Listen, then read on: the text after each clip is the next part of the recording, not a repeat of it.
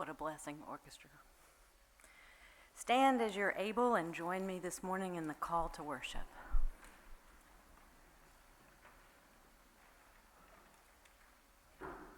We worship the God who inhabits our world and indwells our lives.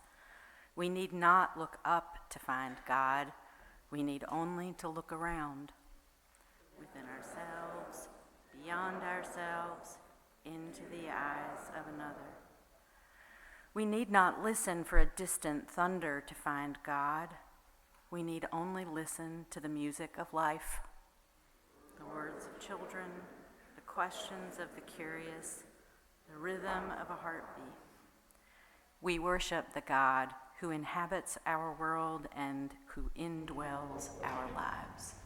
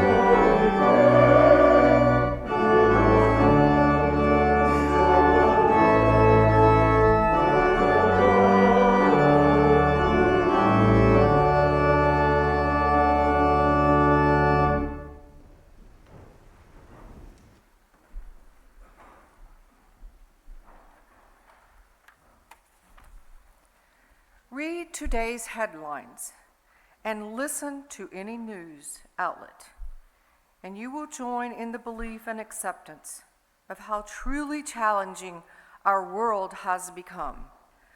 Depression often sits alongside mental illness and substance abuse disorder. Often, when we combine together, these illnesses can create an overwhelming condition which to most individuals can be very insurmountable. Now, image being the partner, the mother, the father, the brother or sister, the grandparent, the neighbor, the friend, or the parishioner coming into contact with someone who has a combination of these conditions, someone you love and care about. And now that new story that seems so distant, hard to grasp about the overdose rates, suicide rates, and lack of mental health care all becomes too real and personal now. It's not just in your backyard. It's not at your front porch. It is knocking at your door. I know these things in a very personal level. Both of my children battled depression, substance abuse, and in spite the fact that had or could have had access to counseling, support services to help.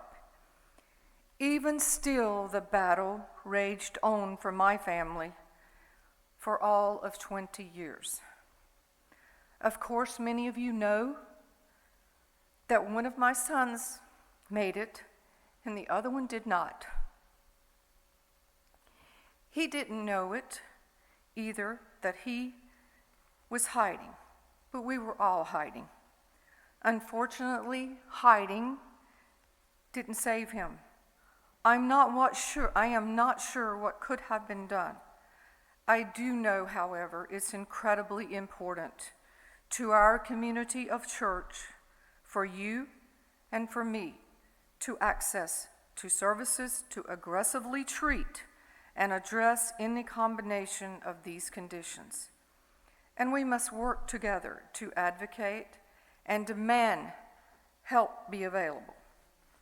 As a mother and as a North Carolinian, today I stand before you to say mental health illness includes drug, alcohol, depression, and suicide.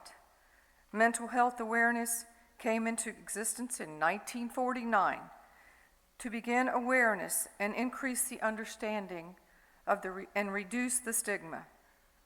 1 in 5 adults will suffer a mental health problem in their lifetime. Anxiety, 42 million. Depression, 16 million. Bipolar, 6 million. Autism, 3 million. When faced in an insurmountable problem and crisis, we begin to search desperately to help. Each of us can help by finding resources and helping to make the linkage. We still help in some way. One of the small ways I help is by accepting an appointment to the North Carolina Mental Health and Substance Abuse, and look forward to being very much a part of that. The needs are very, very current for our citizens, for our fathers, our mothers, our ministers, you and me. And what it says best for me is I want to read you some words that have become to mean a great deal to me. And it is a song that I have heard sung many times by Kathy Matei. Sometimes I stop on my way home to watch the children play. I wonder if they wonder what they'll be someday.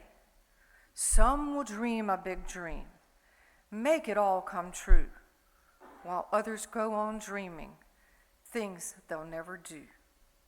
We're all just seeds in God's hands. We start the same, but where we land, it's sometimes fertile soil and sometimes sand. I saw a friend the other day I hardly recognized. He'd done a lot of living since I last looked in his eyes, and he told me his tale of how he'd failed the lessons he'd been taught. But he offered no excuses, and he left me with this thought. We are all just seeds in God's hands. We start the same, but where we land, it's sometimes fertile soil and sometimes sand. Now I stand at a crossroads once again. I'm reminded we're all the same when we begin. And in the end, we're all just seeds in God's hands. We start the same, but where we land, it's sometimes fertile soil and sometimes sand.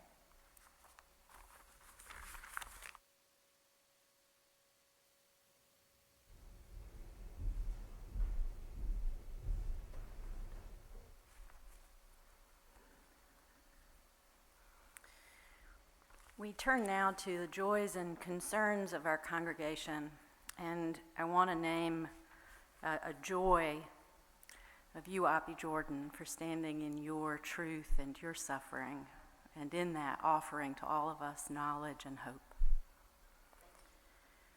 We're in prayer for Carla Rector, who will be having another surgery at Duke Raleigh tomorrow. This is one of 2 surgeries she requires to address a condition she developed from breast cancer and radiation treatments.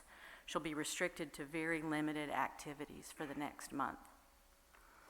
Kristen Anderson's cousin died unexpectedly this week and was found by his teenage son. We hold Kristen and her family in prayer.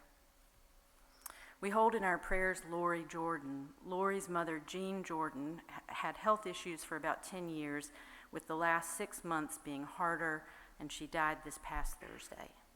We pray for Lori and her father, David. We also pray for Barbara Smalley McMahon and her family in the death of Barbara's nephew, Joseph Dixon Giles. Joseph died on February 11th. Barbara is in Waxhaw with her sister and niece. And we pray for our Afghanistan family, Hadi, Miriam, and 4-month-old Ryan, as they continue their journey here in Raleigh. We rejoice with them and our Pullen Resettlement Committee in finding a beautiful housing option that is located near a number of Pullen members who can continue our support and friendship with Hadi, Miriam, and Ryan. And we pray for all people living today under the threat of war. We pray for peace, and we pray that wherever we live, we will be peacemakers. We join together now as we offer not just our words, but our bodies and our hearts and our minds in prayer. God, first we ask that you teach us to pray. You teach us to pray with our minds, that you remind us that we are your instruments here, and that our thoughts matter, that our thoughts of peace help to bring forth peace in the world, and that our thoughts of negativity do the same. God, teach us to pray with our minds. God, teach us to pray with our hearts. Remind us that hardness in our hearts brings forth hardness in the world. Help us to love, to forgive, to hope, to trust. Remind us that as we do so, we represent you in this world. God, teach us to pray with our bodies. Teach us to pray that when we go to visit, when we bring food, when we write a card, when we take action, we are doing your will on this earth. God, teach us to pray. Pray for the peace and the love of your kingdom. Amen.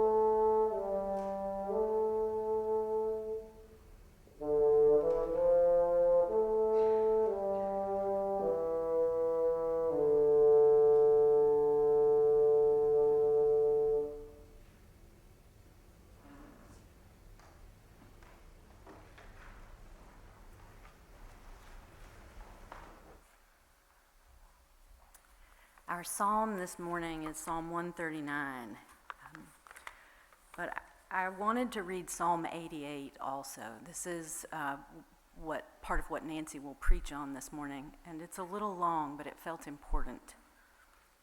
I'm reading from Nan Merrill's Psalms for Praying. Psalm 88. O beloved heart of my heart, I call to you for help by day. I cry out in the night.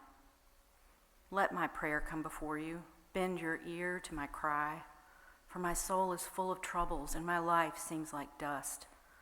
I've fallen into a pit of despair. I have no strength, and I feel powerless, like one from whom you have turned, like the soil people walk on. You alone can comfort me in this abyss, in the darkness of fear. Separation from you is an agony. Hopelessness threatens to overwhelm me. Through you alone can I pray for my enemies, for those who ignore my plight. I am in a prison, chained by fear. I am weary of tears. Every day I call upon you, O beloved. I lift up my hands in supplication. Will you raise me from this living death? Will you mend a broken heart? Let not your steadfast love pass me by. Have mercy on me, O Comforter. Reach your hand into the darkness of my fears. By your saving grace, forgive me. O merciful beloved, I cry to you. Each day my prayer comes before you. Let not separation keep me from your heart. Be my strength as I face the darkness inside. Too long have I let fear control me, projecting onto others the demons that dwell within. Let your love encircle and envelop me. In your mercy, raise me up. Let peace become my companion all day long. By night, free me from the bonds of fear. Let me be reconciled with family and friends, and may I know you, O loving companion presence, as in days of old.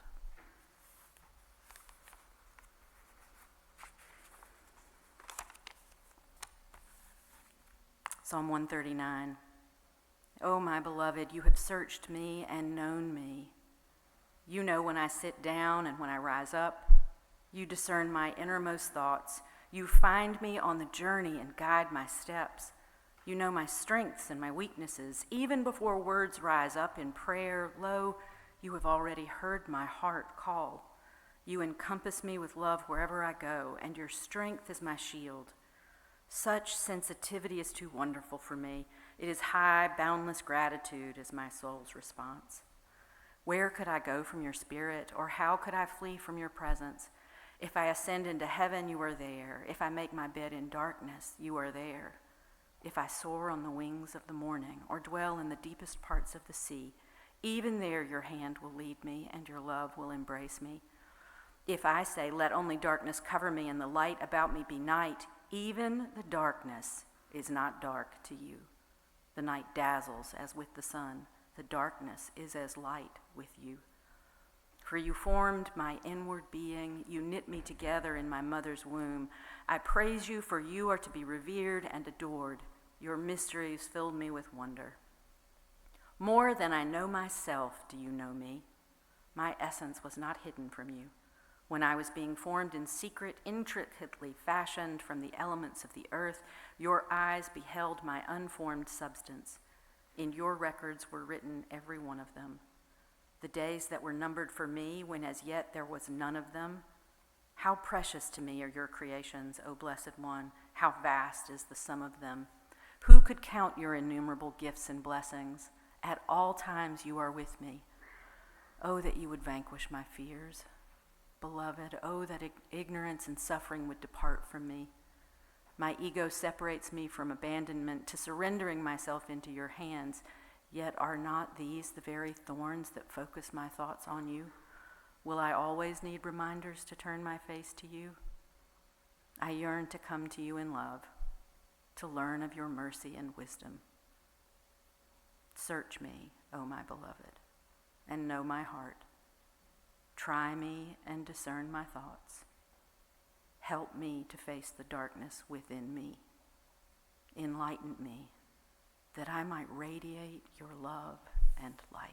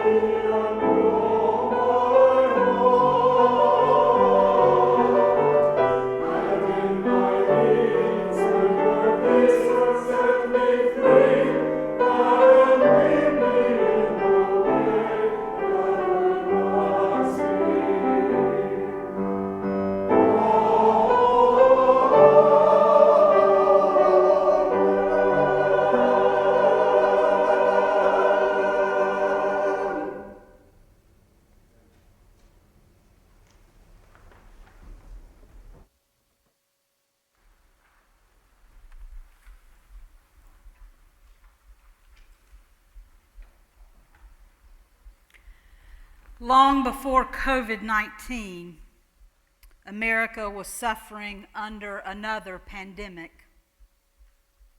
In 2019, just prior to the COVID-19 pandemic, 19.86%, almost 20% of adults experienced a mental illness, equivalent to nearly 50 million Americans.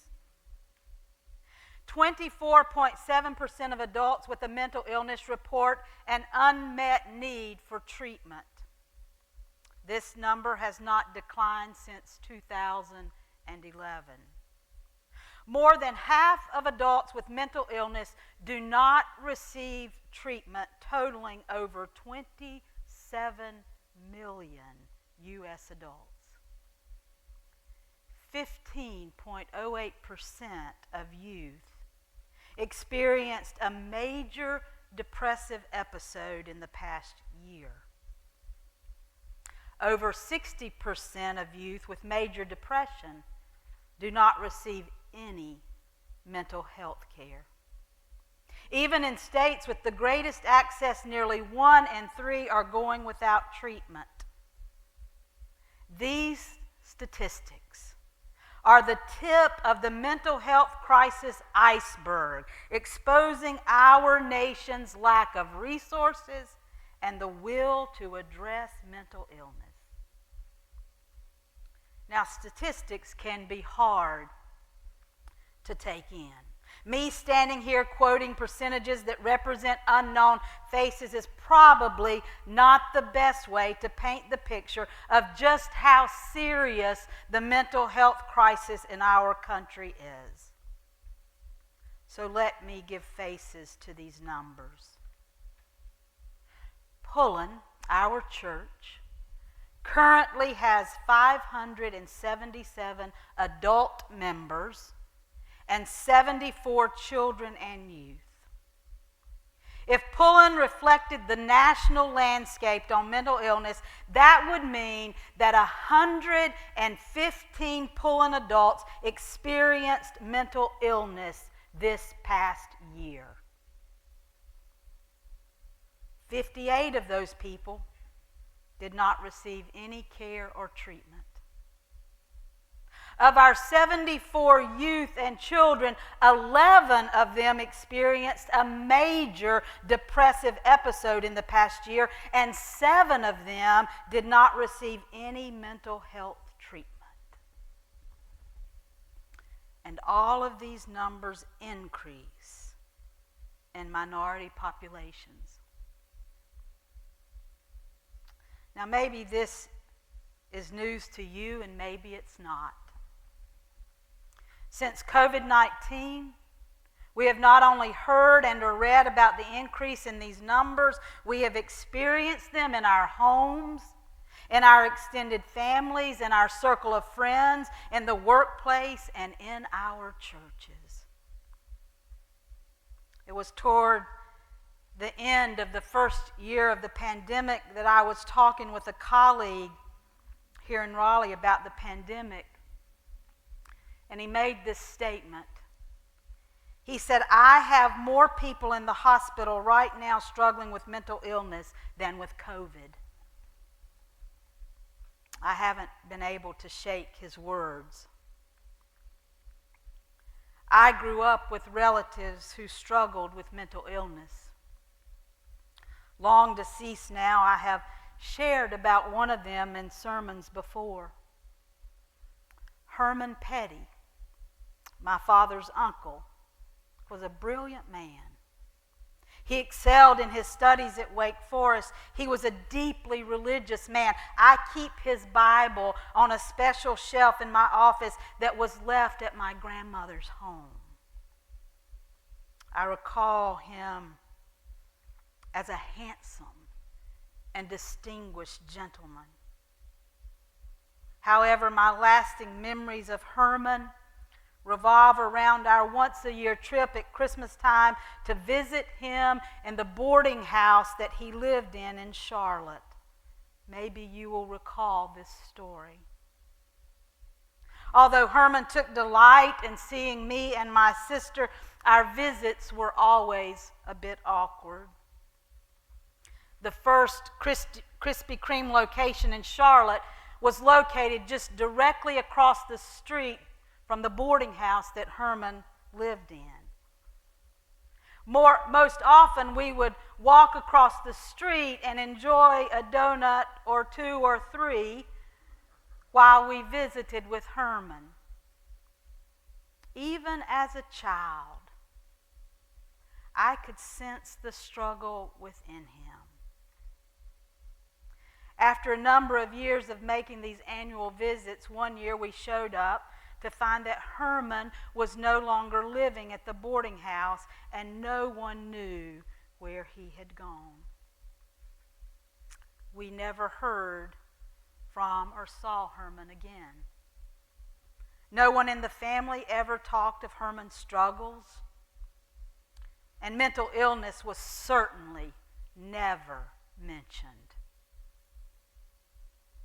Now imagine that if I asked, way over half the people sitting in this room right now could tell a Herman story. Each story would be unique in detail, but there would be a single common thread: mental illness. And yet, we talk so little about mental illness.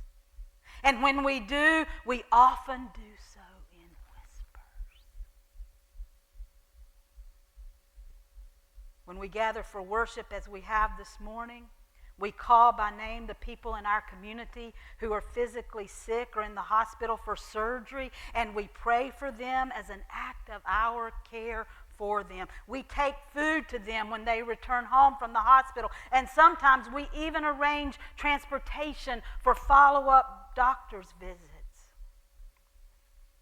But when someone goes in the hospital for mental health care,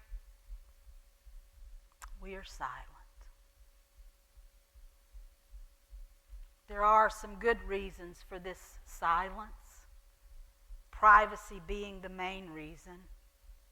It is important for anyone struggling with mental illness that they have control over telling their story. Mental health-related issues are complex and not as easily diagnosed and explained as needing to have one's gallbladder taken out or a broken bone repaired. And yet, still, in 2022, one of the reasons that we are not as open about mental health care is the stigma that still surrounds mental illness. There is the public stigma that involves the negative or discriminatory attitudes that others have about mental illness. There is self-stigma that includes internalized shame that people with mental illness have about their own condition. And there is institutional stigma that is more systemic, involving policies of government and private organizations that intentionally or unintentionally limit opportunities for people with mental illness, such as lower funding for mental illness research or fewer mental health services relative to other health care.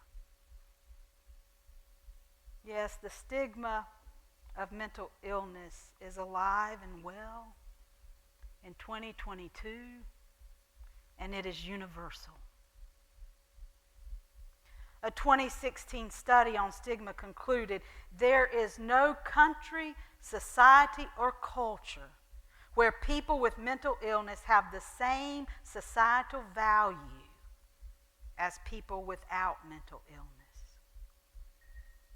And so, a question I bring to us this morning is this: does the church, as an institution, does Pullen Church, as an institution, have a role to play in destigmatizing mental illness? And if so, what is our responsibility and what is our role and what strategies might we explore?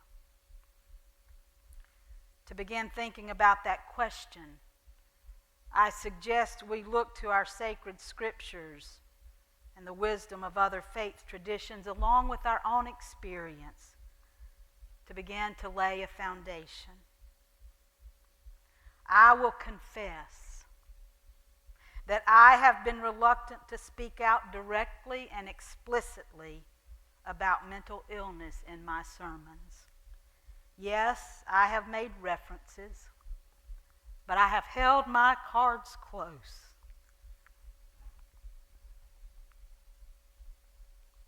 And there are several reasons why. Primarily, it has been my experience that religion and church have done more harm than good when addressing mental illness, and I haven't wanted to add to that harm. Religion and the church have encouraged the sick, whether physically or mentally, to just pray away the sickness. If you pray hard enough and have enough faith, you will be healed from whatever ailment you suffer mentally or physically. The implication is that if you are not healed, you didn't pray in the right way or long enough, or you didn't have enough faith. The institutional church has also seen mental illness as a kind of demon possession, initiated by some awful sin that the person is carrying. Let me tell you this morning, there is nothing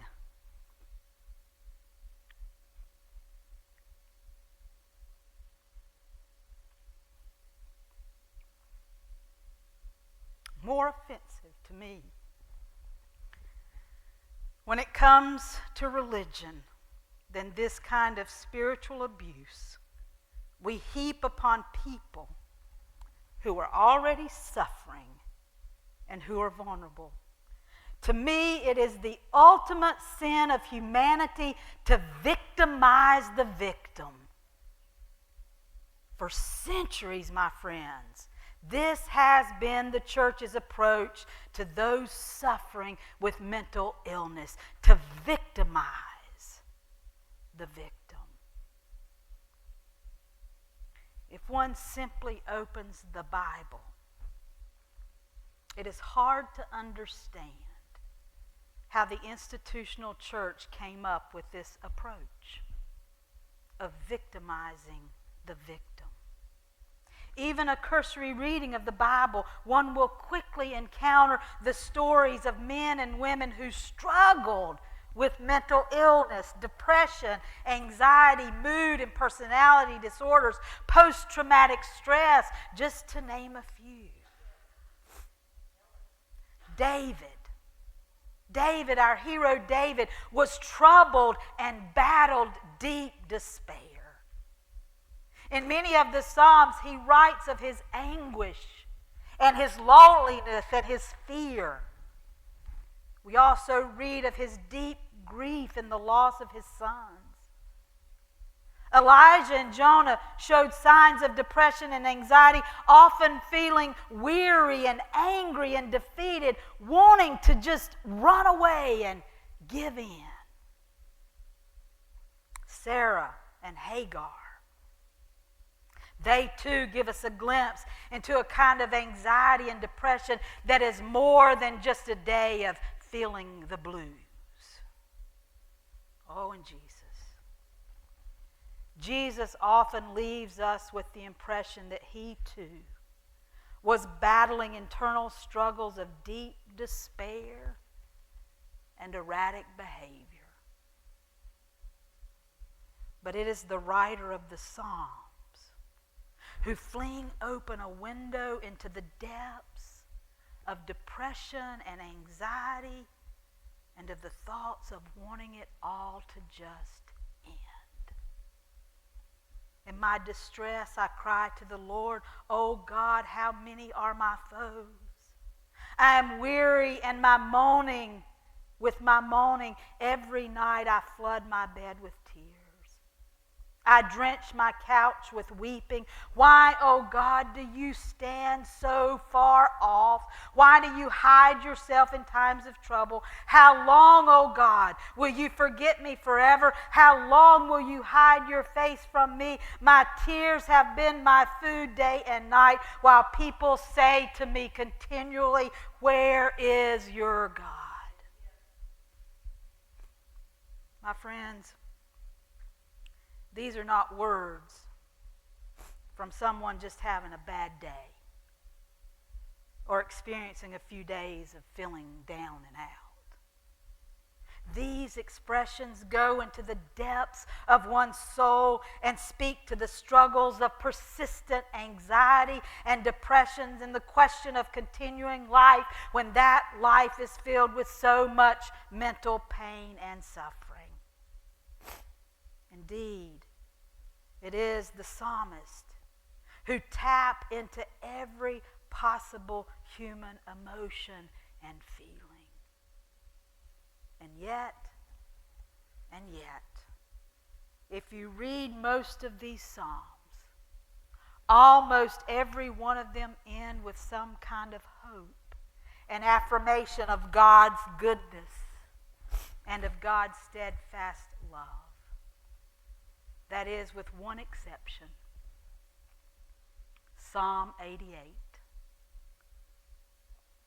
The writer of this psalm has no such ending, even though sometimes in our translations like Nan Merrill we want to make it so.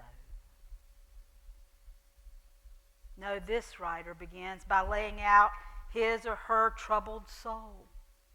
For my soul is full of troubles, and my life draws near to Sheol, the pit. You have put me in the depths of the pit, in the regions of dark and deep. The writer goes on to express utter aloneness. You have caused my companions to shun me. And then that psalm concludes with these words. You made lover and neighbor alike dump me. The only friend I have left is darkness. No words of hope. No talk of God's steadfast love. Just darkness. It is a hard reality and a hard word to hear. But I'm afraid that this is how so many of our friends and loved ones and strangers who walk into our church on Sunday mornings, or who sit next to us in the cubicle at work, or at the desk beside us in school, or the widow down the hall in the retirement community who are struggling with mental illness. This is how they feel day in and day out. The only friend I have is the darkness.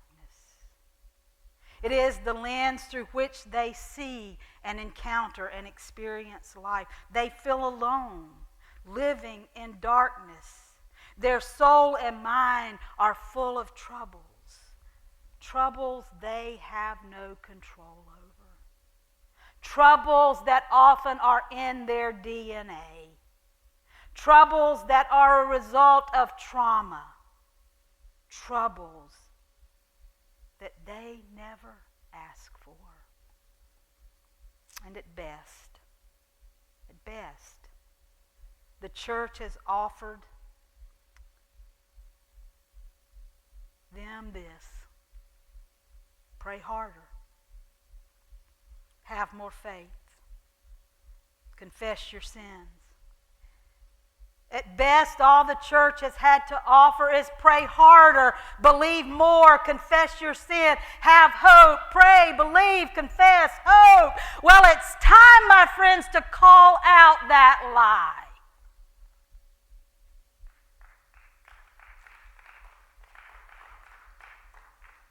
It is time for the church and the people of faith to step up and answer the psalmist's question that is buried in Psalm 88.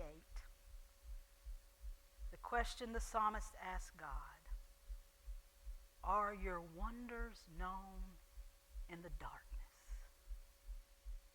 Are your wonders known in the darkness? It is time for the church to see the wonders, the beauty, the value, the gift of those whose lives are filled with the darkness of mental illness.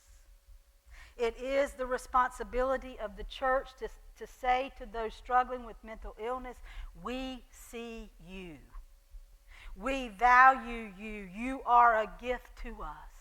We see your anxiety, and we know that you are more than your anxiety. We see your depression, and we know that you are more than your depression. We understand your struggle with bipolar, and we know that you are more than your mania or your depression. We see your borderline personality, and we know that you are not solely defined by that diagnosis.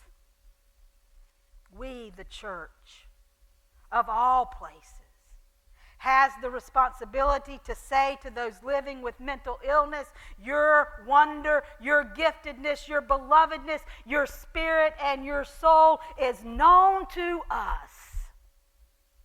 And yes, in your darkness, you are a wonder to us. Now you ask me, Nancy, why is this our responsibility? Why is this the church's responsibility? Because it is what God would say and do. And as best I can tell, we as the church are to say and do what God would say and do. Otherwise, let us close up shop and go home.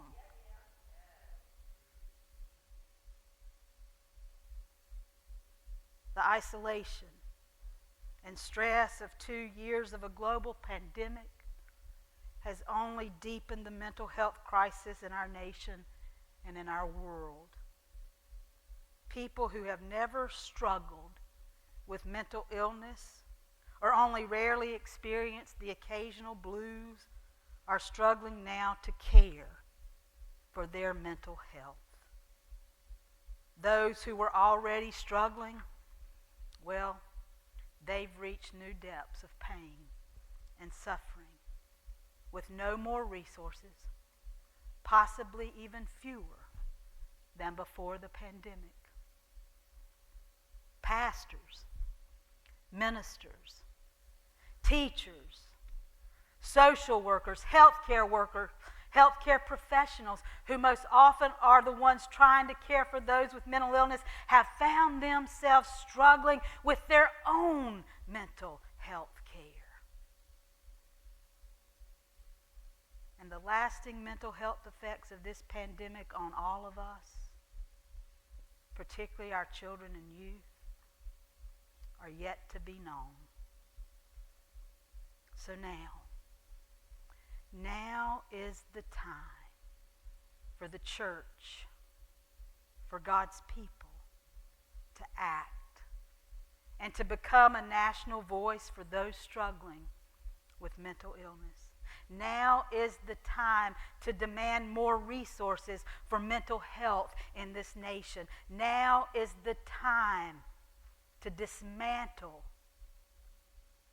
the stigmas of mental illness and to say to all our family members and our friends and our colleagues and our fellow church members and to strangers who come to our door, Cheryl, we see you.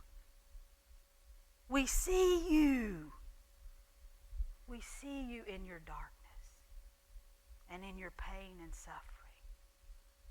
You are a wonder and a gift to us. I want to ask three things of the people of Pullen Church this morning.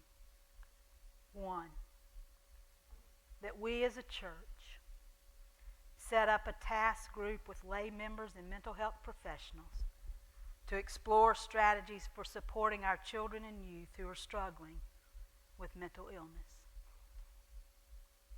And that we don't wait a week or 2 weeks or a month or 6 months, but we do it now. 2, affirm as part of our mission this year that all of our councils and committees, every single one of our councils and committees, will explore one way that they as a small group can advocate for persons living with mental illness. And 3, and finally, that we treat ourselves and others with a gentleness and a kindness and compassion unlike we have ever known and experienced before in life.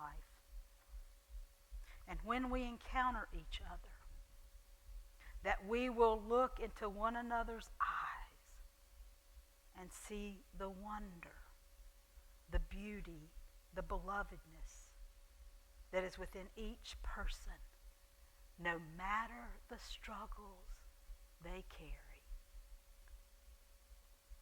Here is the thing I have learned.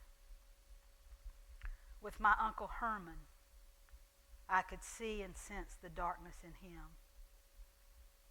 What I have learned is that is not true with everyone. Jennifer Niven, a New York Times and international best-selling American author, writes in her book, All the Bright Places, this. She says, it's my experience that people are a lot more sympathetic if they can see you hurting. And for the millionth time in my life, I wish for measles or smallpox or some other easily understood disease just to make it easier on me and also on them. We don't ever know what someone is carrying on the inside. Be gentle. Be gentle with yourself and one another. For the darkness some bear is not always seen on the outside. Or, as Jesus said, love one another. Jesus placed no qualifiers on that commandment. He simply said, love one another. We can't cure mental illness, but we can educate ourselves about it. We can advocate for the mentally ill. We can work to put more resources in place for those who are struggling with mental illness. We can work to dismantle the stigma of mental illness here in our own community. But we can't cure mental illness. We can't pray it away. Having more faith won't make it go away. Longer confessions won't fix it. But we can love one another while we work for better mental health care in this nation. And we can choose, my friends, to see the wonder and the beauty that each soul possesses, even in the darkness of mental illness. We can love one another, even when it's hard. It is what God does for each of us, and it is what we can do for God and for one another. And that, my friends, I have learned, is hope.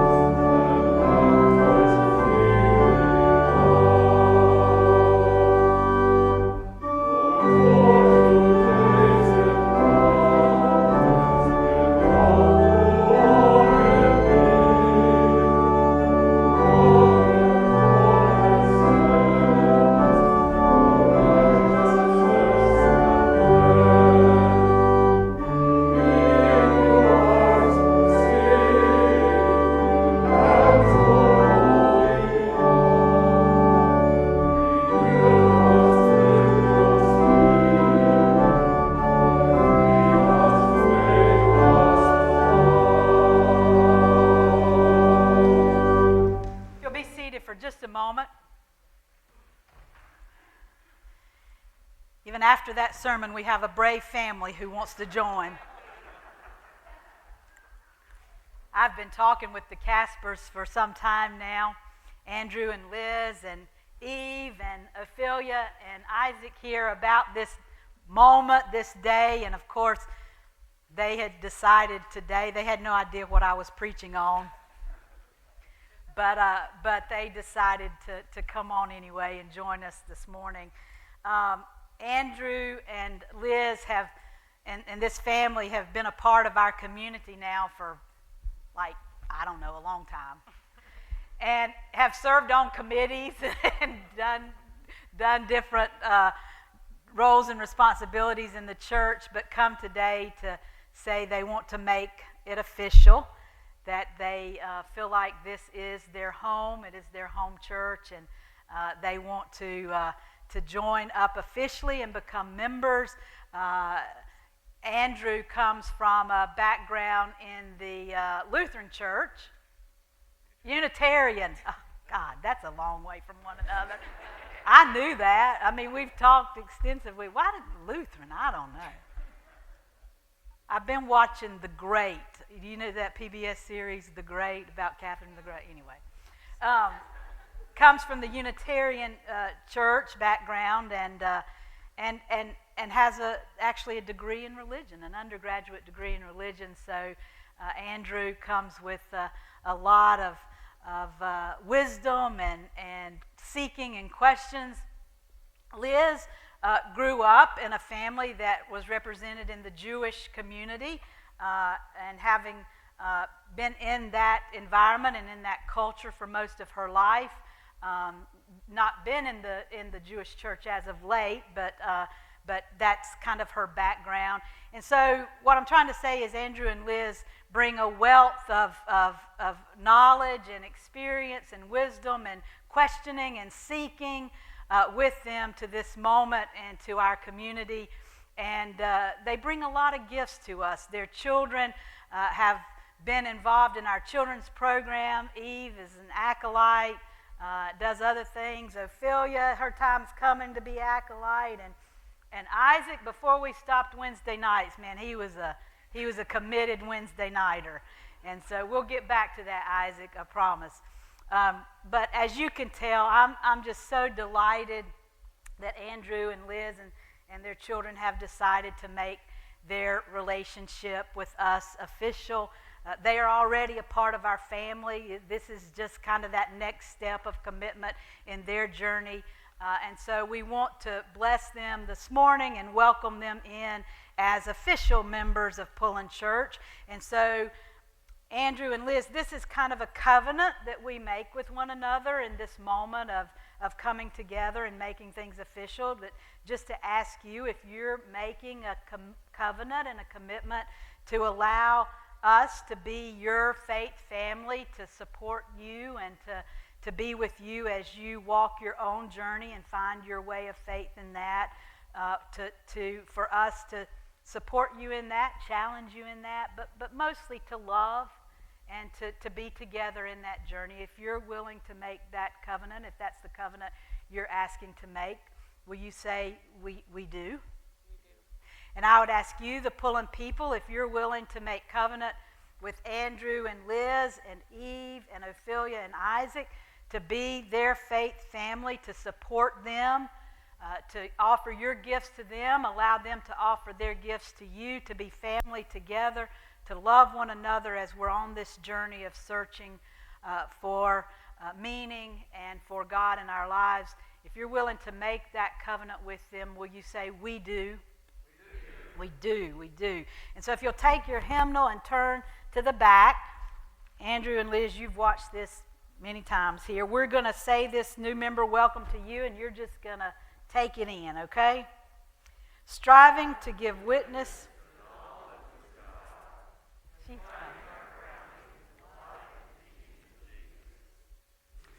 Together to build a community that is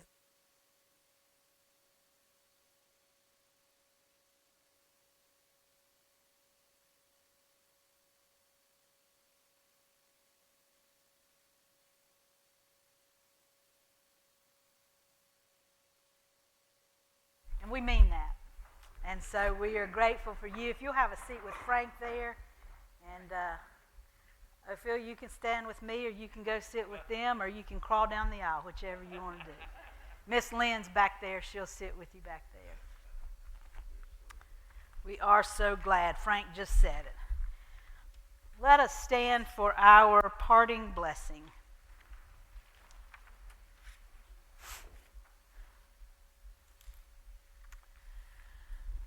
Our faith is clear.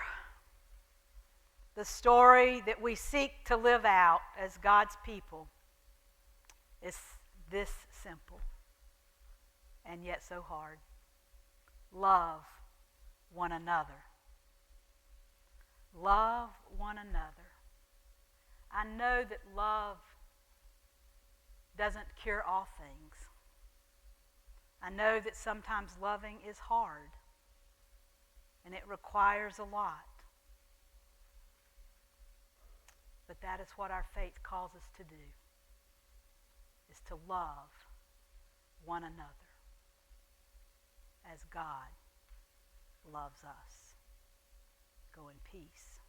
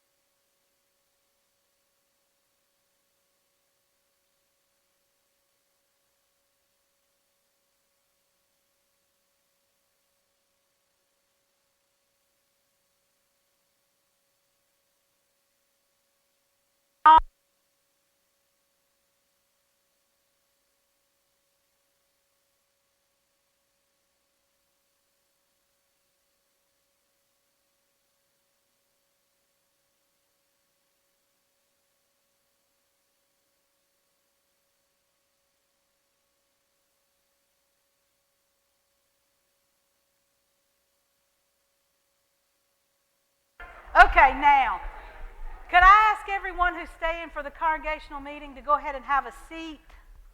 And I'm going to turn it over to Jim Gerard, who is our new chair of our coordinating council, who is also the moderator of the church via our Constitution and bylaws. If you don't know Jim Gerard, this is Jim, and if you don't know him, you should get to know him. So, there you go. Okay, Jim, you use this. Let me put this on your coat.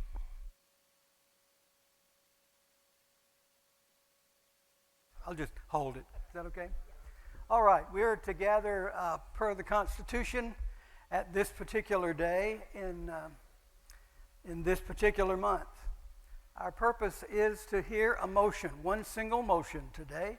And Bill Brooks, if you would come, please, as chair of the Finance Committee, Bill Brooks is going to come and make that motion. Okay, some quick background is the Finance Committee is charged by the Constitution. Your turn. I could take this. Constitution and bylaws requires Finance Committee to look at the budget or the state of the finance estate at the end of the year. And if there is a surplus from the previous year, we're to recommend to the congregation, if that surplus exceeds 1% of the budget, what to do with it. The Finance Committee is recommending that surplus all right, is recommending that surplus of $58,704 be rolled over into the 2022 annual operating budget. So at that point, we can have questions. Well, we have that as a motion. It does not require a second because it's being brought by a standing committee. So that motion is now open for discussion. Questions?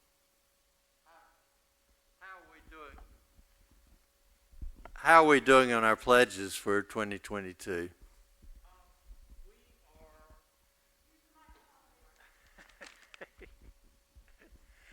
We are in line with what we have been pledging each year since COVID started coming in. And each year we have met our budget. We're a little bit below where we were maybe 10 years ago in terms of the amount of pledging. But when Finance Committee goes into this, we always approach it with faith and fear. And the faith has been justified by the history at Pullen and that we have always met our obligations and we've done well. So I hope that's a satisfactory answer for you. The last figures I got day before yesterday were 81% of the budget pledged, which is ahead of the previous two pledge years.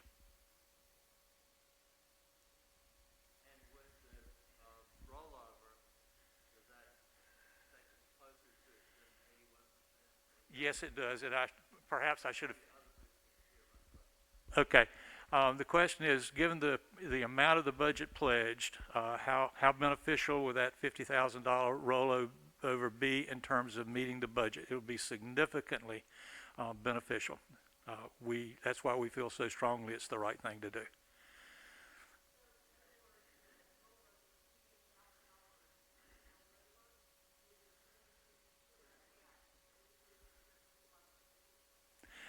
It will take a lot of the gap away. And again, going back to a comment I made earlier, historically, we have always come through over the course of the year and met our obligations.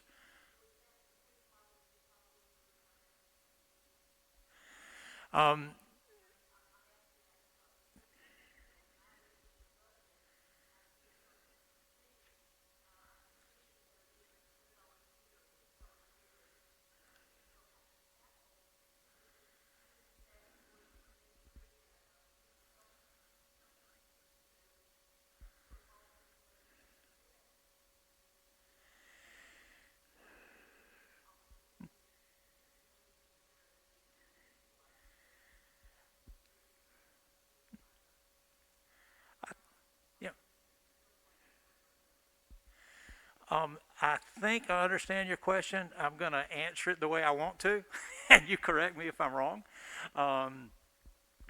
The percentage of the budget pledged is below the budget that was approved by the congregation last fall. This monies will go into the operating fund. If I use the wrong words, I apologize, to help close any gap that's there. Now, getting back to your comment, if I understood it correctly, there are funds and monies available, and you mentioned one particular group. Could they not be used for what Nancy brought up today? Each group, council, committee needs to look at how they are using their resources, and are they using those resources in the most beneficial way. We've got a lot of funds in the church. We're going to be reviewing those in the future in terms of how that can give us flexibility. But in terms of what's in front of us today, it's yes or no, are we going to use the monies, roll it over into the operating budget? And that's just a yes or no. If you've got other questions after that, I'm welcome to come up here and do the best I can or avoid them if I can't. So, any other questions?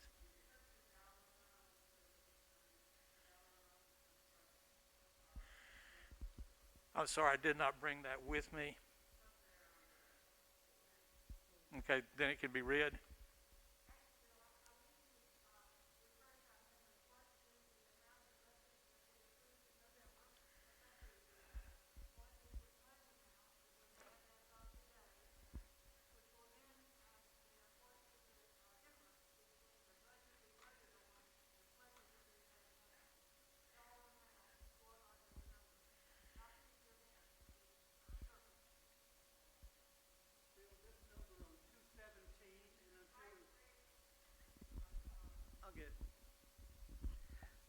The note here, literally note, 217, 990,646 with 233 pledging units is the term we usually use. That was on the 17th.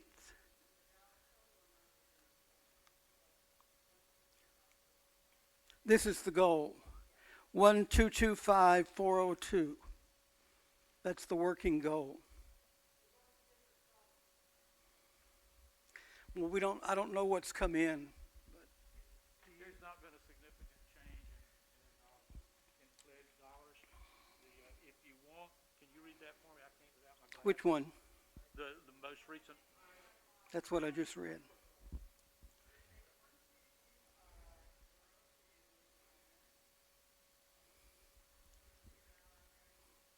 This is the, No, this figure. I know, this number here is 990, it's either 1 or 646, with 233 pledging units.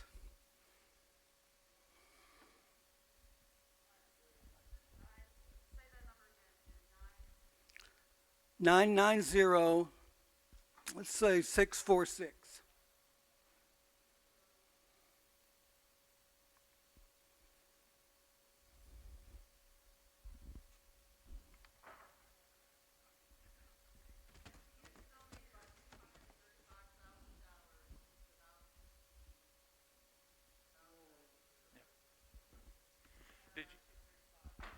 That was how much, Kim? Around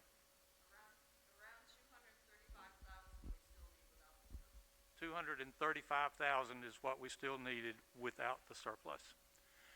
Yes, ma'am.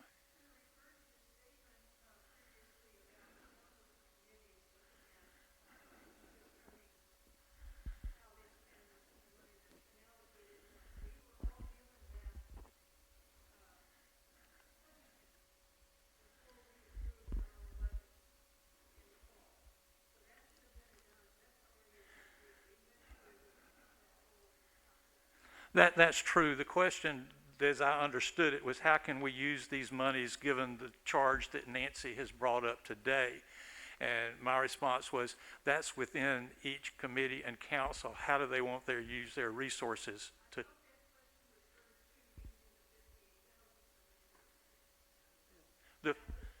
have that other mic. No, I don't. Nancy took it. Oh, The $58,000 will reduce, and Kim going back, it's $221,000 that, below pledge budget now, is that correct, roughly? 235. That $58,000 rollover from last year will reduce the monies that we need to meet the budget.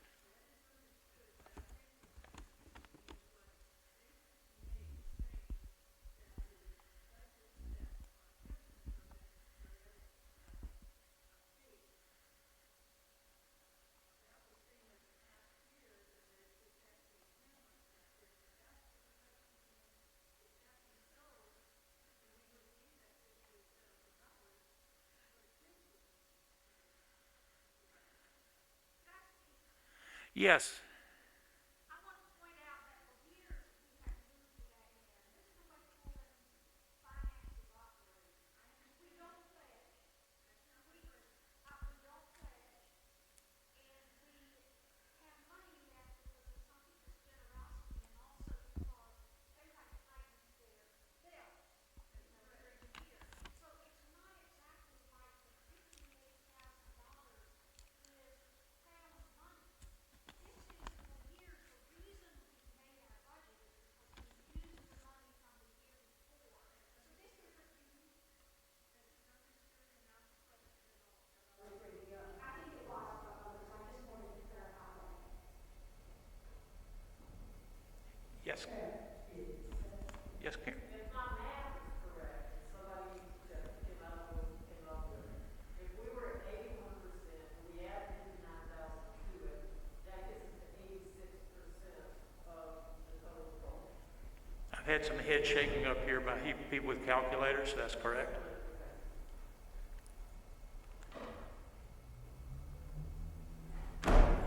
Yes. Yes. Jim, I know this is not what you want to answer, but me just coming up and asking this is kind of a new point. When I look at the budget report, newsletter or whatever, it says total contributions and then total expenses. The contributions is what we've actually got, correct? And what we've spent. And so that doesn't tell me whether we've met the budget or not. It just means that we've spent no more than what we've taken in. And I'm not sure how the payroll protection plan from the federal government that we got in 20 and then was rolled over in 21, and that was a pretty sizable amount. So if you add that into what we took in and then we still came up short, how is all that rectified? It was very beneficial, and that has had some impact on what we're rolling over today. What we looked at with feedback from history is that regardless of the circumstances, Pullen has always managed to come through and meet the commitments they have made under the budget one way or the other. Richard Cook was good enough to get the last 9 years of pledging history. The amount of monies pledged in terms of dollars and a percentage has fluctuated, but by the end of the year, we've always done well. We've met our budget. So the question that we have today is really a yes or no. Do we roll over that $58,000 into the monies for the general budget for this year? If we are $235,000 short of pledging the budget, it seems to me that the only responsible thing to do with that $58,000 is to apply it to this year. There are lots of mission funds included in the budget, and if we want them to be fulfilled, then we need to make sure the money is there. So I would be in favor. you're saying you would be in favor of the motion? Some additional perspective. There was a $94,000 rollover from the previous year's budget to this year's budget. So that $94,000 rollover was reduced to $50,000 rollover. So to the point that Pat just made, we need that $50,000 to make this budget happen. So the motion is on the floor. So I'm Richard Cook, I'm treasurer. So just again, for sort of some perspective, so for many years going past, we have relied on, unpledged contributions to help meet the budget. We've never pledged the 1.2 million or whatever the budget number was. We've never come close to pledging 100% of the budget. And in recent years, we've been down in kind of the low 90s and been comfortable with that and still gotten through the end of the year, meeting budget, having small surpluses, in this case, a little bit larger one. Bill mentioned the 81% pledging amount. That's a little bit lower, so going forward, we all need to work on that. But it does go to the point of why we need to, allocate the surplus, I think, in full to help close that gap. And confident we'll get through the year, and end up close and maybe have a surplus again. Because of the generosity of the congregation. I also want to just make clear again the overall financial health of the church is strong. We don't need every pledged dollar to pay the light bill. I mean, we've got reserves, we've got restricted accounts, we've got money in the bank, we've got some investment account. I mean, the overall long-term strength of the church is strong. And so I think it's been a little bit hard the last year or two, getting pledges up exactly the way we want it. And I think that's all something we need to work on going forward. But I didn't want anybody to leave this meeting being concerned that, we're struggling to pay bills or anything like that. So I do think that allocating the surplus is the appropriate thing to do. And I think over the next 12 months, I think all of us need to work on ways of, increasing the pledging, going forward to a sustainable level. Thanks, Richard. Yes. I'm Becky Overstreet. I'm on the Finance Committee this year. And what we're not considering in this meeting is our discussion in the Finance Committee that in practically all years of our budget, we get a sizable amount of unpledged contributions each year. So in many years, we've gotten as much as 8%, sometimes more than that. So if you take 8% off the 100%, we're looking for 92% basically. And the surplus gets us up to 86%. It's not a huge difference when we're looking for, historically, we always get a lot of unpledged contributions. Nancy? So a couple times it's been mentioned about what Nancy suggested. It wasn't in this sermon, it was several sermons ago. I put a challenge out that we not have to look to the surplus to bridge the gap in our pledging. So a challenge is a challenge, that's all. And it was an ideal, and I'm not disappointed that we can't do that this year. I mean, these are hard years with the pandemic, and our strength is amazing. Our generosity is amazing in this church, and it has been throughout the pandemic where most churches are having to cut left and right things. We, as Richard says, we have a strong financial basis of which we're operating right now. Does that mean that we can just be satisfied with where we are? The answer to that is no. And what Richard is saying and what finance is understanding and what we're going to work on this year is we're at a time in the life of our church where we have to look at increasing the number of pledging units in our church. And in that, I think we have to be mindful of the dollar amount, but right now, where we really need to be having the conversation and talking about is how do we get more of our membership invested in supporting our budget and making a pledge to our budget. And so what I want you to hear directly from me, that what I gave was a challenge. It's what I'm supposed to do from this pulpit. but I'm not disappointed. It's not a failure on our part to do that. It is simply we're doing what we have to do, and I 100% support our surplus going to 2022's budget to help us continue to get through this pandemic, where hopefully this year we can start coming back together for more things than just worship, and we can start making connections go further out and talk to our congregation about the importance of our members and our active participants who may not be members supporting us financially with our budget. Nancy, thanks for clarifying that. I particularly was talking about your sermon today because that hit a hot spot with everybody, I believe. But thank you for bringing your past sermons up on the challenge. So we have the motion before us. Is there anything else anybody would like to say?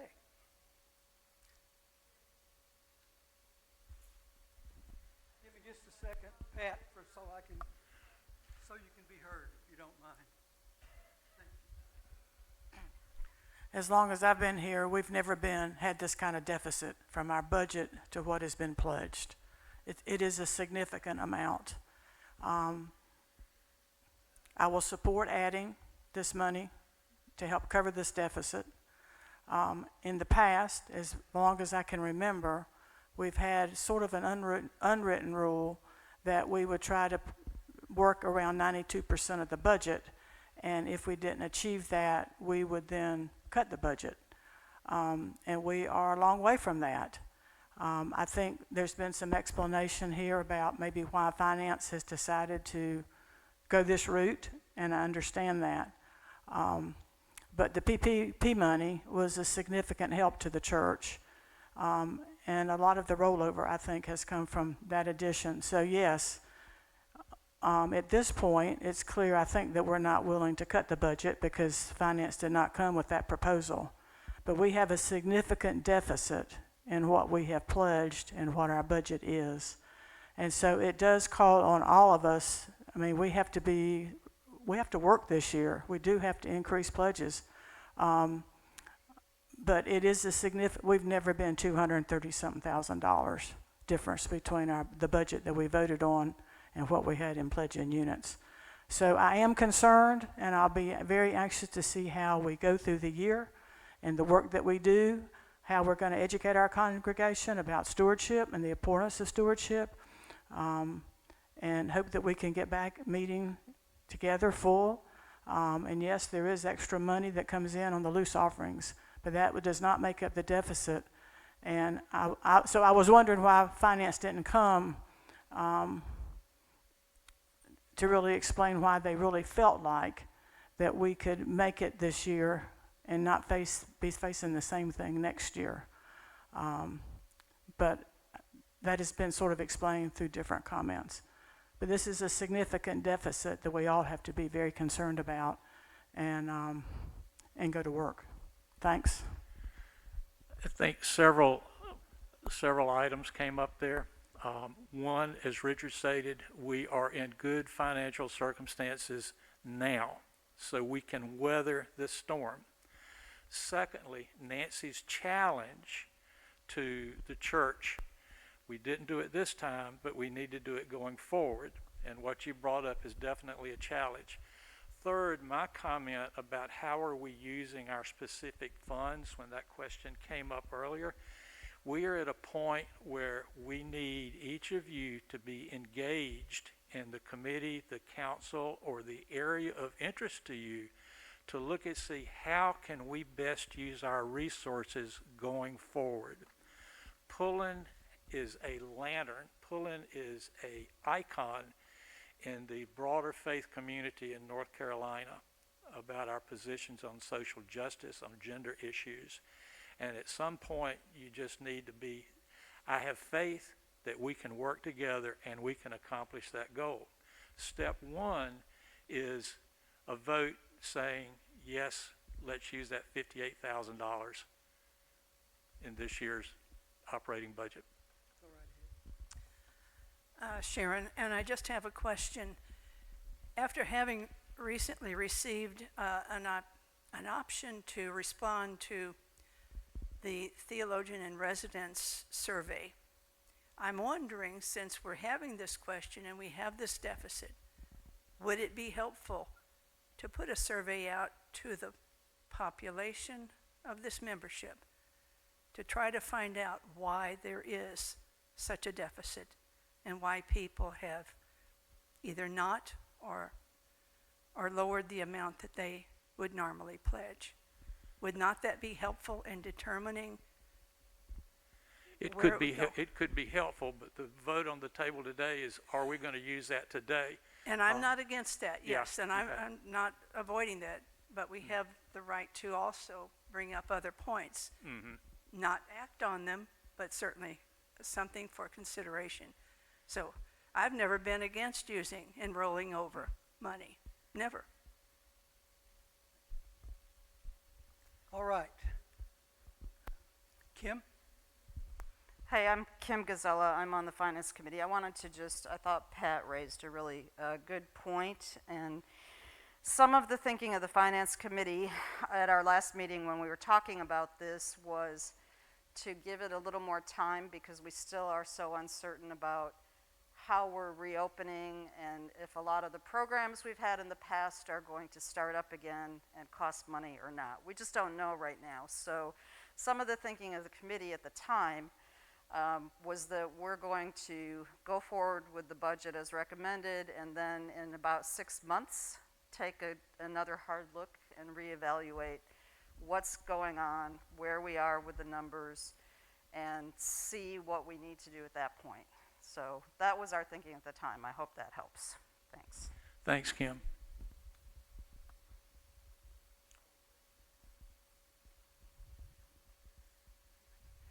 Is there any further comment? I'm seeing none. All those in favor of the motion, state the motion one more time, please. You would ask that. Yes. And I don't It's have my my glasses on, so I'll read the best I can. With the coordinating councils, We've got two of them here. can I hold the microphone and you read it because you have your glasses on? Okay. Let me see where it starts. Here it is. With the coordinating committee of councils review and support, the Finance Committee recommends that the 2021 budget surplus of $58,704 be applied to the 2022 annual operating budget. All those in favor of the motion indicate by raising your hand. Opposed, a like sign. And the motion is so ordered. Thank you, Bill, and thank you all for staying. We are adjourned.